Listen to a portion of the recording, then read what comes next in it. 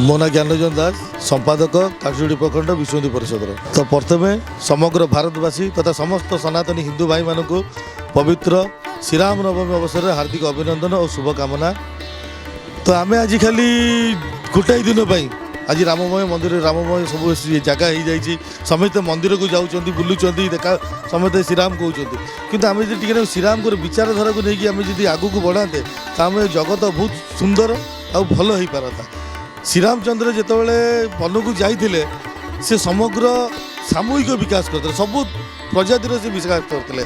जीवजंतु लगे मानव जाति समस्त विकास कर सारापर से शेष में लंकार अधर्म को नाश करते लंकार रावण को मारी सी भी जी चाहिए कि लंकार आधिपत्य भी पाखे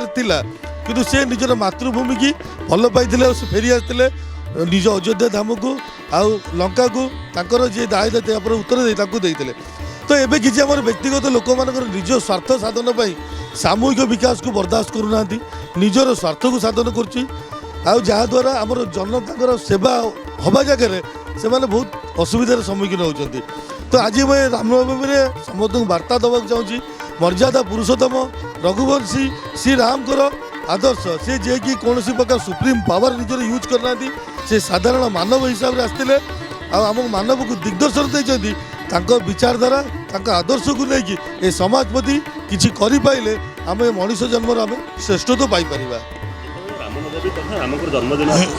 राम महाप्रभु भक्त मैंने तत्पर होती आम सबुदिन कौन राम तत्पर हो पारे निश्चित आज्ञा आम जो मैंने